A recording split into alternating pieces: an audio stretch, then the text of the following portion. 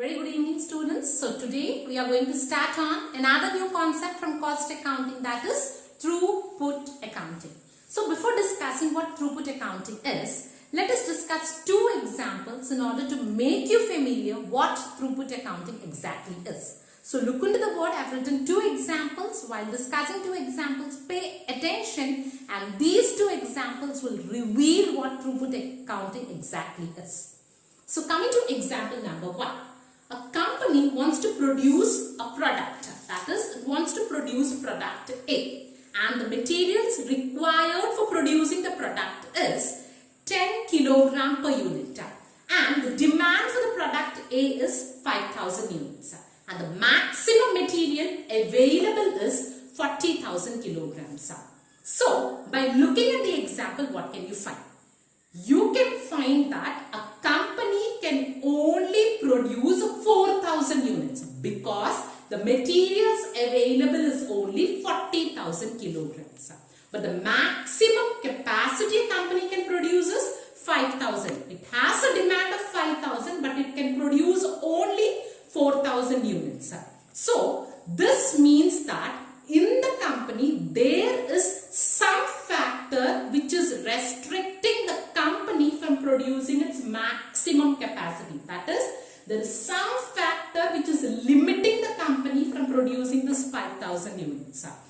And in the given example, the factor which is limiting the company from producing this 5,000 units is materials. Because the materials needed is generally 50,000 kilograms, but the available is only 40,000 kilograms. So this is the limiting factor which is limiting you from achieving your target. And those factors which limit the organization from achieving its target, or those factors which prohibits the company from achieving its desire, those are generally termed as bottlenecks or constraints. Clear? So from the first example, the term bottleneck is clear, isn't it? So bottlenecks are those factors which generally limit the company from producing its desire, from fulfilling its desire is generally termed as bottleneck. And coming to example number 2. So here a company wants to produce 3 products, A, B and C. And the direct materials which is required for producing is, for A it requires 10 kilograms per unit, for B it requires 6 and for C it requires 8. And the demand for both 3 products is 500 each. But the total materials which is required is 12,000. But the material which is available in the market is 8,500 units. Okay, and the contribution is also given. So just tell me, can you find a bottleneck here?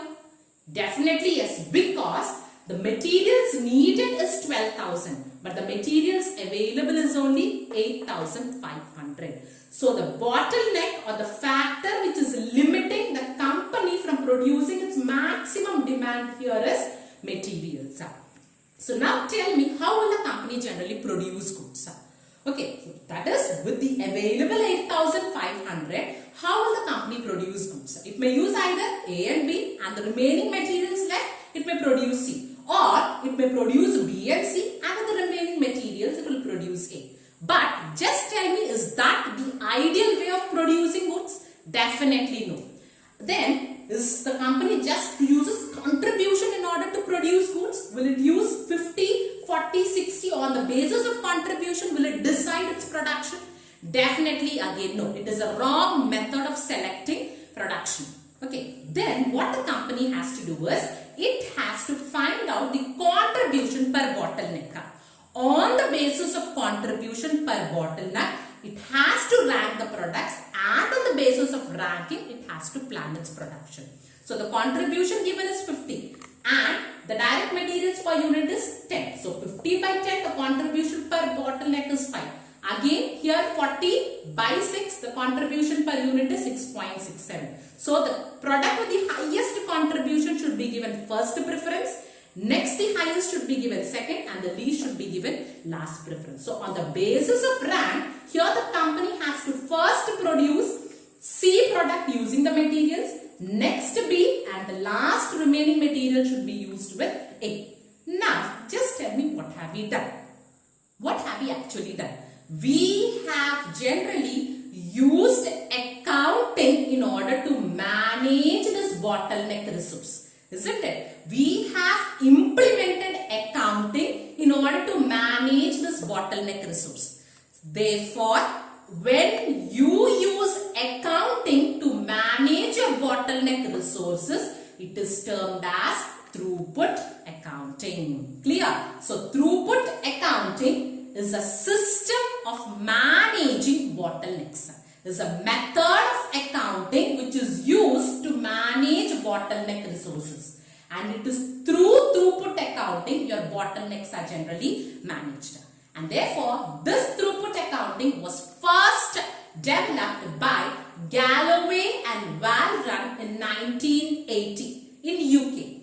And this theory is generally an extension of theory of constraints which we have already discussed. It is given by Eliyahu Goldratt. So when I say theory of constraints, let me tell you what theory of constraints exactly is. So just take an example. This is a bottle and here the input passes through one department and it comes out of another department. So this is a bottle, it has two departments. Department A and Department B. So Department A can produce 5,000 units and Department B can produce 2,000 units. Okay, so input passes to Department A and from Department A, it passes to Department B where final output comes out. So now tell me here Department A can produce 5,000 units and Department B can produce 2,000 units. So the ultimate output will be only 2,000 units because Department B is only able to produce 2,000 units. So what happens is A goes on producing and it will remain as work in progress. And B will only take 2,000 and it will generate as 2,000. So here B is limiting your output. So B is termed as bottleneck. So what happens is when you have bottleneck, your output is generally decreasing. So Eliyahu Goldratt has proposed a theory known as theory of constraint. So in this theory what he says is even though there is a bottleneck, the output can be increased. Generally what happens if there is bottleneck, output is decreasing.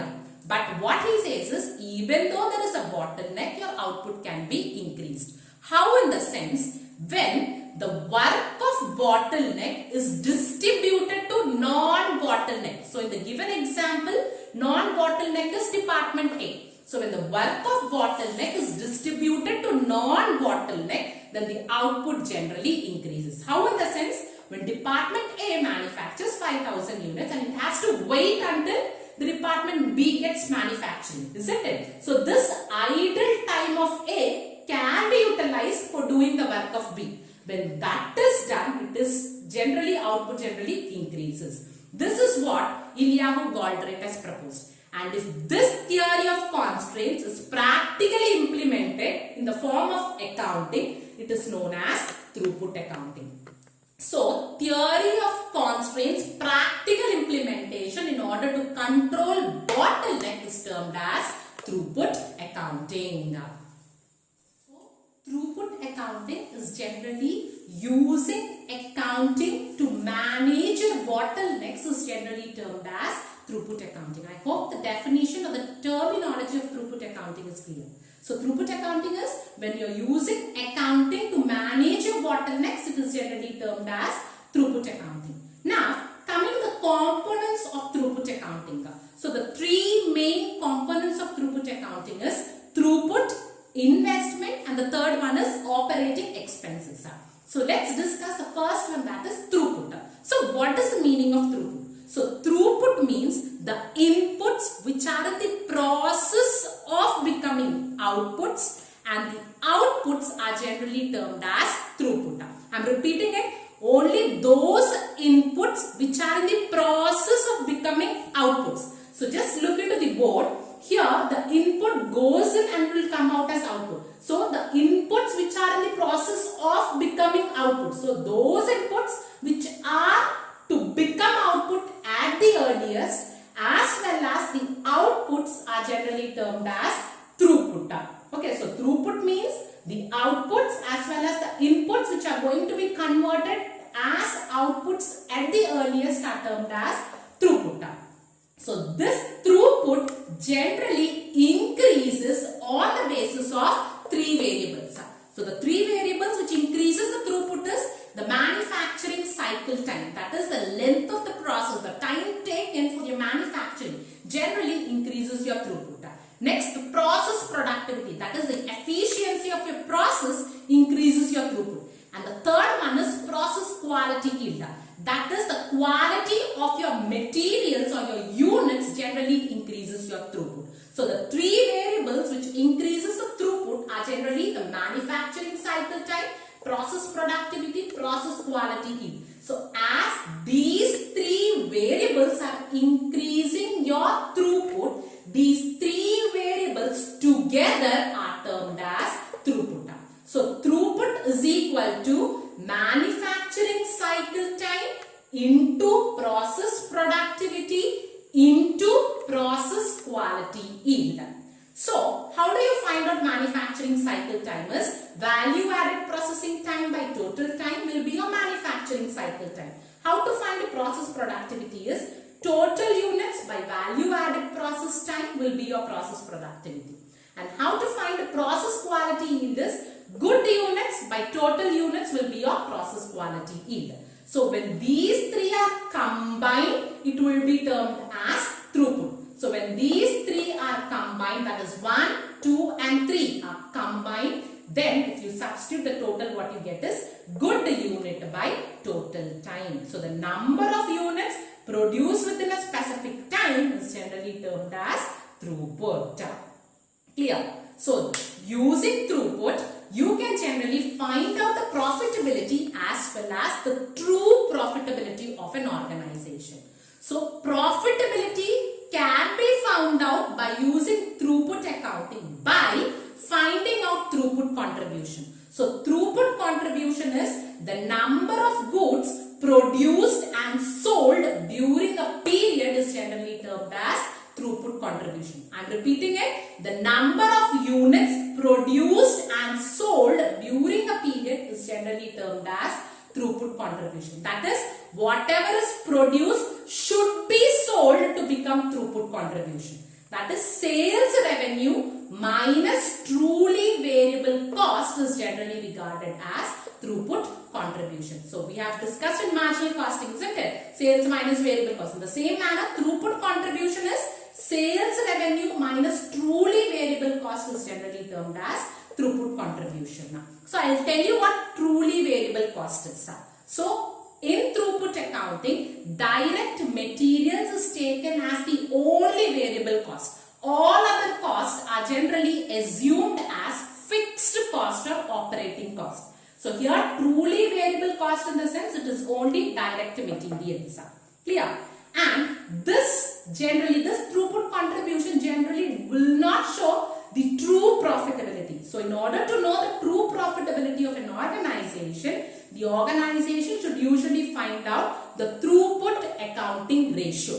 Okay, so this throughput accounting ratio generally shows the true profitability of a concern using bottleneck resource. And this can be found out by using the above formula, that is return per factory hour or minute by cost per factory hour or minute.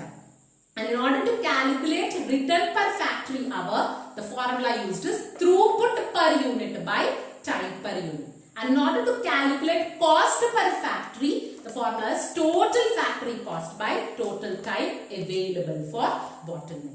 So, by using throughput accounting ratio, you may get a value which may be less than 1 or greater than 1. If the value of throughput accounting ratio is greater than 1, it means that the throughput generally exceeds your operating cost.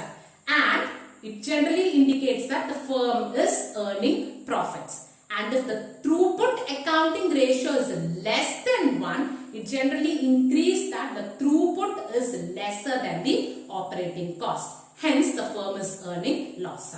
Clear? So, true profitability can be found out by throughput accounting ratio. So when the value of throughput accounting ratio is greater than 1, it means that the firm is earning profit. And if it is lesser than 1, it means that the firm is earning losses. So this is the first component of throughput accounting. And the second component is investment. So investment means the cash which is invested in the organization to earn maximum throughput out of investment is termed as investment. Okay, so investment is the cash invested to convert all the materials or all the resources into maximum throughput is termed as investment.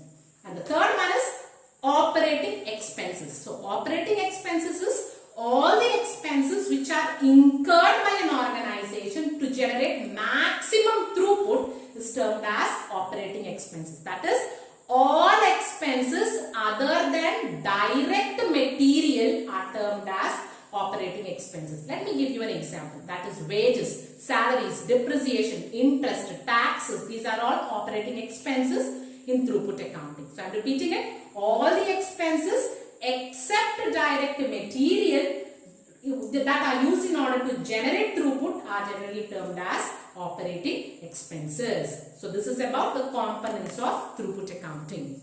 The next concept what we are going to discuss is the assumptions or the basic concepts of throughput accounting. So this entire concept of throughput accounting lies on three main assumptions. The first assumption is throughput accounting assumes that in short run all the factory costs. So factory cost is direct material, direct labor and variable overhead. So throughput accounting assumes that in short run all the factory costs except direct material should be treated as operating or fixed cost. Okay, so what this throughput accounting says is direct material is the only cost which varies with the increase in output. So direct material should be treated as variable cost and all other cost, that is operating cost, should be treated as period cost or fixed cost. That is direct labor or variable overhead, manufacturing expenses should be treated as fixed cost. That is the first assumption. Second assumption, what throughput accounting assumes is the profitability of an organization can be improved when the throughput of the bottleneck operation is improved. That is, the bottleneck's output is improved, then obviously the profitability of a concern can be improved. And the third assumption is this accounting practice can be used only in the organization where there is just-in-time production. So just-in-time production, throughput accounting is used. So three main assumptions are clear, isn't it? And come to the next concept, that is steps to improve throughput. So in order to throughput is the input which are in the process of output or the outputs are generally considered as throughput. Okay. So what are the steps to improve throughput? The first one is review existing workflow. So evaluate the workflow in your organization. That is, evaluate each and every area of your work. Evaluate your laborers, your process, your equipment. Then throughput can be improved. The second one is eliminate bottlenecks. So once you evaluate all the process or all the labor or equipment in your organization, you can easily identify where the problem lies. So try to eliminate the problems or your bottlenecks. Then throughput can be improved. And the third one is reduce equipment downtime. So downtime is the time the equipment remains idle without any work. So the idle time of your equipment is generally termed as equipment downtime. So this idle time may be due to accidents or may be due to default in your machine. So try to reduce the equipment downtime, then throughput can be increased.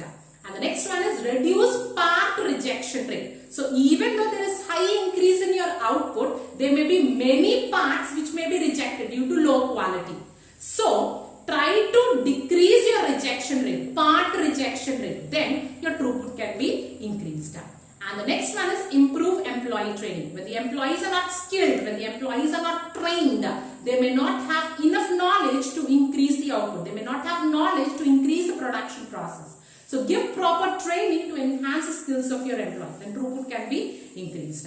And the sixth one is use factory automation. So when you go for every man production, then man generally gets tired after an hour, 2 hour, 3 hour. So when he gets tired, generally throughput generally decreases. So organization should try to introduce automation in the factory so that even a sort of repetitive works which are there in the organization can be done by machines. If that machine operation is introduced, throughput can be increased.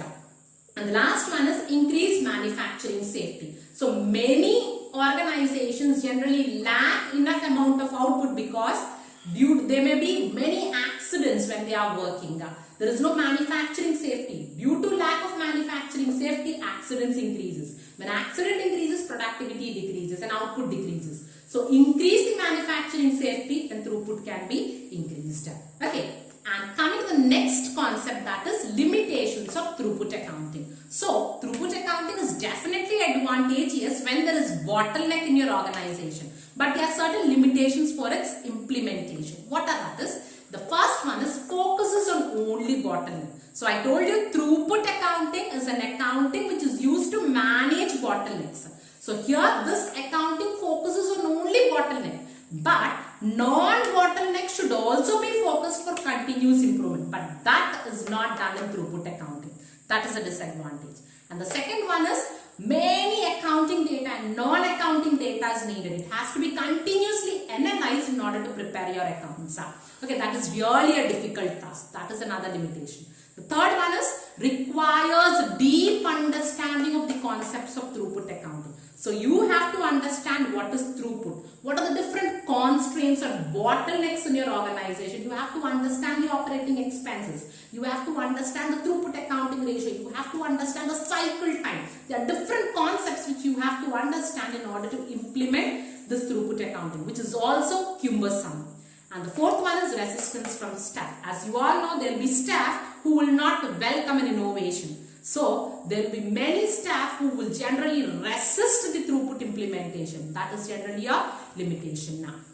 And the fifth one is conflict between accounting and financial department. So the accounting department may generally follow the traditional accounting, that is direct material, direct labor and direct variable overhead considering as variable cost. But this financial department may follow throughput accounting. They consider only direct material as variable cost. All other expenses are treated as operating expenses. So due to differences in the views of accounting, the departments may have conflicts.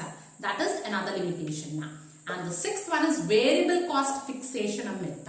So in throughput accounting, direct material is only taken as a variable cost. All others are treated as operating expenses or fixed cost. That is generally a myth or a blind belief. That is a limitation. And the last one is this accounting practice is used only in areas where there is just-in-time production. It cannot be implied in other areas where normal production carries on. So these are the limitations of throughput accounting. I hope the concept is clear.